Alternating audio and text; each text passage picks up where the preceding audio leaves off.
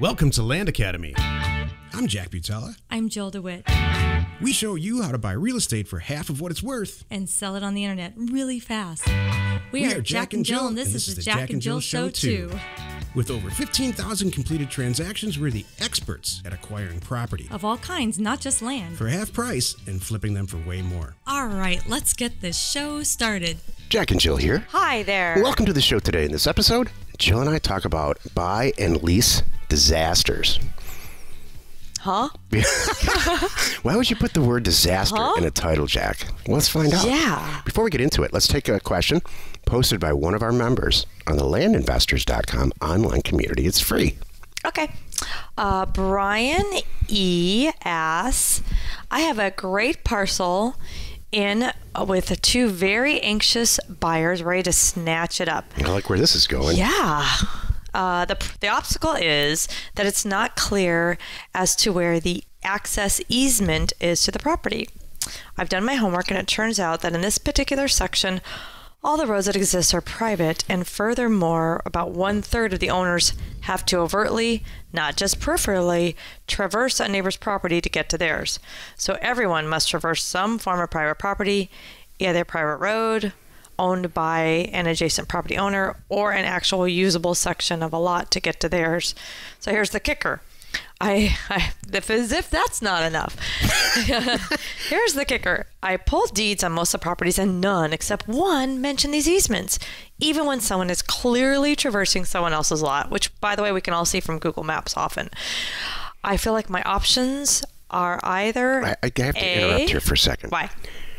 I say it a million times. I'm going to say it again. I cannot believe the level of intelligence of our members. Oh, yeah. It's true. I mean, thank you, Brian. Thank you for showing up and taking this seriously. I mean it. This is a fantastic question, and I can tell by the way you're writing it out, you're going to do well. Thank you. Can I go now? Yeah. You mean like leave the show? Yeah, I know. Can I finish? Yeah. Okay. All right. So here's Brian's options, he thinks. A is there's three. So A, pay $400 to find a good title company to find a title that mentions easements, but I doubt that they will find anything. B, the owner can record a deed with the access road with the neighbor, but they'll have to pay more for someone to access the owner. I don't understand. Okay. Or C, tell the owner that they can do whatever everyone else is doing, okay, as his new buyer, and arrange with a handshake and access road with the neighbor, as I understand that after 5 years without an objection, it isn't an easement in this area. What are your thoughts? Okay. Well, I know what mine is. We have the same thought. Go ahead, Joe. C. D. I'm going to give you a D option. Oh, I'm with C. Oh, this is D. what Jill and I do. Keep your head down. Don't talk to anyone and just do it. That's how I go. That's my usual answer. That's good advice for anybody. Yeah. Just take the pain. just don't draw any attention to it. You'll probably in with the crowd, out with the slide crowd. right by. Yes. Don't ask for permission. It's all good. I know when my parents were like, "Ugh, yeah. Jill, really? What?" Go ahead. By the way, Jill, all traffic laws do not apply to Jill. Oh no, I'm exempt. My dad told me that one. Here's option D. You're respectfully, you're spending way too much time on this one little piece of property. What we say is, we bought this property for way less than it's worth, and we're going to sell it to you for even less than it's worth retail. So we didn't check into it. I'm not sure, but you, the end user, and the person that Brian's selling it to, if you're the end user and this is a concern for you, then I really encourage you to check it out, because I don't know the answer. And I'm not your parents. I'm not going to cut your food up. Mm-hmm. You're old enough to check out the easements yourself and check it all out. And I have it priced that way, by the way. Mm-hmm. I'm not saying I'm going to price it retail and give you no information, but I'm going to price it way below wholesale. But in exchange for that, I really need you to go find out whatever it is that you're concerned about. Might be a well, might be water, might be utilities, might be easements in this case. What you're doing here, Brian, respectfully, is wasting time. What you should be doing is looking for the next deal, because if it's priced right, and it looks like it is because you've got two anxious buyers, They'll figure it out. I would sell it for less money to the person who's more silent. Right. Well, you know what? When we have had that conversation, you're right. That is the best answer. Because I have said, well, if you really want for the right price, I'll go out and pave it for you. You know, seriously. Pave it in gold. Sure. I'm happy to pave it in gold for If you're willing to X. pay for that, and I have had that. Like one time I had a guy that wanted it staked. I said, well, here's the deal. You can go out and find someone, and they can walk the property and stake it and all that good stuff for you. Or I can do it too, but I can guarantee it the way it's priced now, it's better off if you do it. And they will go, oh, yeah, got it, thank you. And they look it up and they know it's true. I'm not just saying that. That's part of why it's priced this way. Like you just said, Jack, that's it. I'm not doing all that. You could go in the woods and you win. And grab 4 pieces of wood and tie them with little cute ribbons and get a GPS unit and go out and stake the property and drive them in, and then you're staked too, and you saved yourself $2,000. Yeah. Because that's all that person's going to do. We didn't even have that back then. Do. Right. Too. I mean, they really hired someone, you know, from the county to go out and do it. I'm like, that's great. I said, I promise it's cheaper if you do it. And they go, okay, got it. All kidding aside, this business model works great when you don't get into the details. And I can't believe, you know, not the details of sales. You need to get into the details of data and pricing property, like times 80. But when it comes to, hey, you know, take my hand and hold my hand and let's find out. Forget about all Can that. I park in? I know it says 6 months, but I want to be there for 6 months and a week with my RV. Is the county going to come find me for that extra 7 days? Yeah. That is not the conversation you ever should be having with your buyer. Just move to the next deal, and move to the next buyer. Yep. Because that's the beauty, all kidding aside, of buying property for half of what it's worth. Well, and I hate to say it, but this is our business. We're wholesalers. We're not here selling to the end user. I'm not going to spend that much time. I want to move the deals and move on, and not, you know, and that's it. We're here for quantity. So think of 2 65 Mustangs, 2 classic cars, right? And they're sitting right next to each other, and one of them's completely done, and the owner's going to throw you the keys, but he wants $30,000. And you're gonna put the top down, turn the key, the engine's gonna go, and you're gonna be the envy of all your friends, and people are gonna chase you down the street. The car's so beautiful. Old bald men, by the way. Yeah. Because those are the people that are interested in that car, not young pretty girls. And the second car, the thing's falling apart, and he's throwing you the keys, and it only costs $5,000, but there's a ton of stuff to do it, and you're probably a good 6 to 8 months away from having that, what I just described a couple seconds ago, driving down the street and being the envy of everybody. Are you going to spend what's your personality type? Do you want to spend $30,000 or $5,000? I'm a $30,000 person when it comes to this. But in my business, I'm a $5,000 person, and I don't expect, if I go to the $5,000 car owner and say, well, the brakes don't even work on this car. Yeah. That's why it's $5,000. Exactly. Hello. That's what's going on here, Brian. The top's broken. No kidding. You can't have it all. Yeah. You cannot have it all at the same time. You just can't. Exactly. So if you want a half-price property, there may or may not be stuff that needs to be addressed. Mm-hmm. If you have and it's not your job. Oh, sorry. Go ahead. No, you're good. No. I wasn't quite done with my rant. I'm sorry. Keep going. Go ahead, Jack. This is Jack.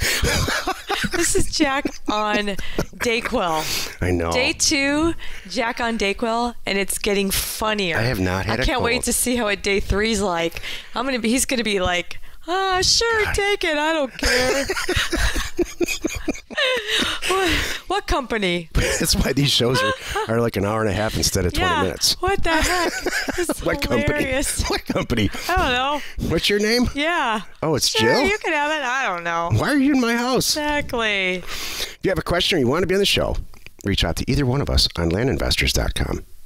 Today's topic, buy and lease disasters. This is the meat of the show.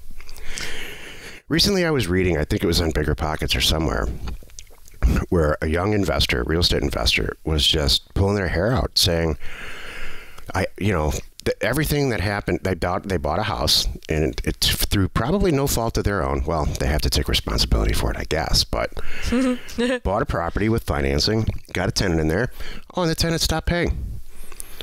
This is a buy and lease disaster. When you buy a property, especially with financing a house, and you rent it out to somebody, there's about 4,200 things that can go wrong. As a real estate investor, what was yesterday's show about? Look inside the mirror and be honest with yourself. Identify where you need help up front. When you buy and resell a piece of land, there's about 3 things that can go wrong. I would argue there's actually nothing that can go wrong if you do all your homework. I agree. So pay cash. Why do this to yourself? Exactly. Why buy a house with financing, especially? I mean, there are literally infinite number of things that can go wrong. Literally. Oh my gosh. From wallpaper falling down, to getting the right tenant, to overpaying and foundations. I mean, there's a million things, a ton of stuff that can go wrong. So, I don't need you to waste your time, listener, and describe the stuff. Just go on Bigger Pockets or on Land Investors and ask anybody if this is a good idea. In fact, you know what? Do that. If you're thinking about buying a house and renting it, and you think that you're going to get a Ferrari a couple months later, that's just not how it works. The numbers don't pencil. If you think that you're going to buy a 500-unit apartment building and get a Ferrari 6 months later, that's just not how it's going to go. Yeah. That's 500 more problems that you're going to have, in my opinion, instead of just one. You're right. So I would really consider, even if you do this successfully, expand your real estate horizons to purchasing and wholesaling out property of all kinds. We have a very successful member who buys and sells, using our methodology here, apartment buildings. Right. And they're killing it. Yeah, so buying these assets is not the crazy part, but it's hanging on to them to lease them out and try to get rich that way is a long, long, long process. Versus buy a bunch of them, flip them, and move on. Yeah. Take cash for them. That's the first thing too. So, or have your buyer. The best thing is have your buyer lined up. I mean, that's the easiest thing out there. It's not hard to find everybody who was looking for a certain asset. They're there. If you just start looking, you'll find them. It's all over the internet, and driving around, you see things. So find out what they want. Go get them the asset. Mark it up. You are out no money, and you are on your way.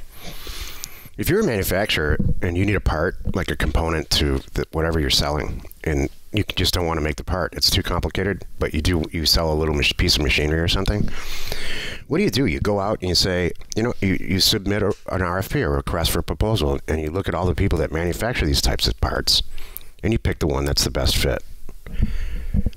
So you're requesting, the real estate should be, I don't know why it's the other way around, but it should be no different. If you're a flipper, a house flipper, not us, we're wholesalers. You should be able to say, you know what? I need a part. I need a house to flip, and I don't want to pay a lot, and I want the best situation. So you're just filling an order. Yeah. It's really, really simple. Yeah, especially I'm thinking back to your buy and lease disasters and how most people do it. Like when you really think about it, because I remember this is the numbers that my dad was doing. He was testing this once in Texas. He was buying in the Dallas area homes in the outskirts, $100,000 homes, right? Leasing them up, and he had like 10 of them. Well, he's making at the end of the day, because he was not paying cash for them, they were mortgaged. So it was like his profit was like, $100 or $200 a house per month. And by the way, he was the maintenance guy. Yeah. It was just like, man, no one ever saw Dad. Yeah. He's always that's a buy and lease fishing disaster. a dryer, and he's doing this. Oh, and then my mom will talk about this lovingly, because I'm not being sarcastic here, because this was Dad's crazy idea. So, and this is what everybody's doing because they think it's a good idea. So Dad would say, oh, don't worry about that. Like he'd buy the house, and he's showing it to somebody. Don't worry about that. I'll get my cleaning crew to take care of that. I'll get my cleaning crew to take care of that. Well, back then, the cleaning crew was my mom. Oh, that's awful. I know.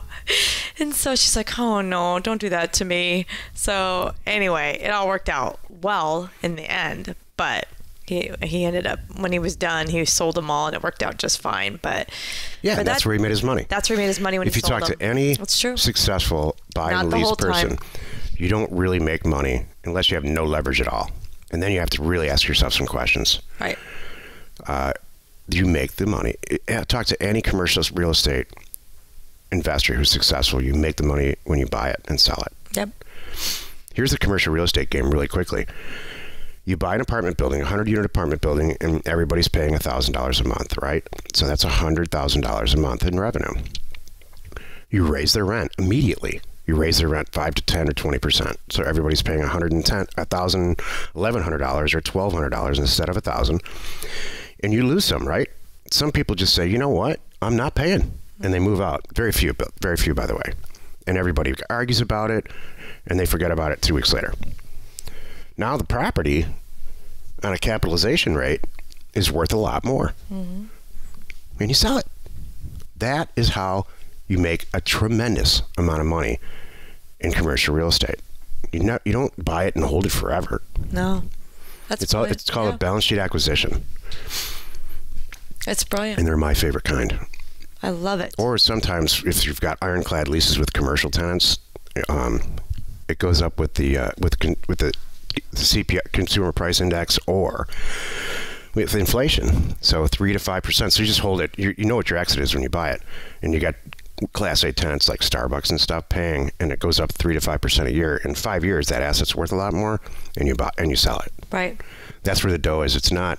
You just hope that it covers the rent covers. So this is. I wish I could scream this to the world. I know. Because Jill and I shake our heads weekly when we hear these buy and lease disasters. I don't know who is saying to people this is a good idea, that it's good to go buy a house and get a mortgage and rent it. I was thinking the same thing. It's like every couple I've ever met, the beginning of it, they're all excited. Oh, like we've had friends that we've followed through this whole process, and it's comical. So like, oh, okay, well, so-and-so got laid off, so we decided we're going to do this, and we're going to buy this house, and he knows how to do tile, and we're doing this, and we're doing that. So now can you remember, I don't know if you remember this couple that we, I'm referring to, because we knew them, we were watching them through this whole process. It was like a year process. So they're all excited. They had a little bit of money, so they threw it into this Arizona house. or California? Arizona. And they were friends of friends. We met at a party, and I remember oh my gosh, I do remember this. And it was so funny because one of them was laid off, and so she was still paying the bills with her day job, right? This, yeah. So he was going in doing all the renovating. They're thinking this is a good idea. They have all this enthusiasm, right? Well, then a couple months go by, and we see him at this party again. I remember this. We should call him and have him on the show. It's the funniest thing. The level of enthusiasm that kept going. Well, this went wrong. That went wrong. This took 6 weeks longer than we thought. We're now out of money. We called our parents, and then all the way through and then at the end, when they're like, I think either they moved in. I don't know if they leased it out. They might have had to move in it because that was the only option. Fiery ball of tragedy. But it was like, it was like, hey, how's that thing going? How's your renovation, your flip going? They're like, oh God. It was like, you just asked about someone who just passed on was their reaction.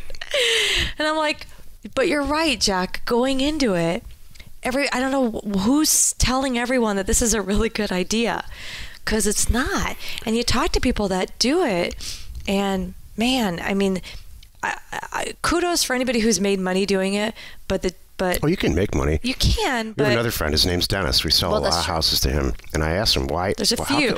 What's the difference between you and everybody else? And you know what he says? What? Well, I buy the houses so cheap. Yeah. And I do as little as possible. Wrong. That's true. Yeah, you're right. I don't get all wrapped up in new making appliances. It beautiful. Yeah. I do as little as possible. Right. And then I sell it for a rational amount of money and just keep doing it over and over again.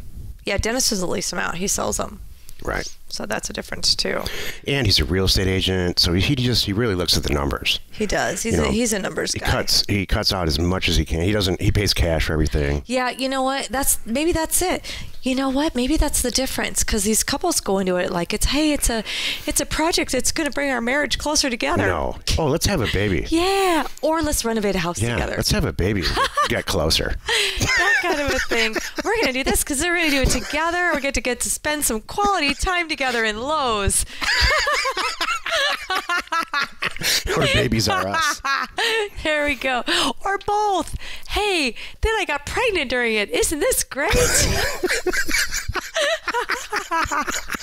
Could you imagine? That's the show I want to watch. How come nobody does that kind of a show? Yeah. We should do that. I want a show showing they're all excited, and then showing, then somebody gets pregnant, and then they get kicked. Here's the name of the show. They can't pay their own mortgage. Here's the name of the show. Barefoot and Pregnant Renovators. Yes. That's it. That I will watch. That's the one I want to. Oh my gosh, we just lost half of the 6 people that listen to the show. I hope we just successfully dispelled some of the wonderful whatever, so you know that there's a lot of things that can go wrong. Do yourself a favor and please consider buying a piece of property for half of what it's worth and selling it for just a little bit more over and over and over again. Join us in the next episode where we discuss putting yourself in charge. And we answer Avery's question about using social media to sell property. You are not alone in your social media marketing ambition. All right, Jacked Up Jack is awesome. Really? Yeah. I'm all hopped up on cold medicine. I just don't have a care in the world. No, you really don't. It's kind of nice. I can't wait till after 5 o'clock. We're going to hand a drink to you and see how that goes. Well, I'm just going to go straight to bed. Yeah. Oh, that's true. That's what will happen. Dad, you're no fun anymore. Yeah. Come on, Dad. It's funny. This used to be fun. I love it. What's wrong with you, Dad? Hey, love Jack? Like our show? Love Jacked Up Jack and love our show? Well, please subscribe and rate us on iTunes or wherever you are listening. Information and inspiration to buy undervalued property. We are Jack and Jill, and this was the Cash Flow from Land Show. We are the experts at acquiring property of all kinds, not just land, for half price, just so we can flip it for way more. And really fast. Thanks for listening. You are not alone in your real estate ambition.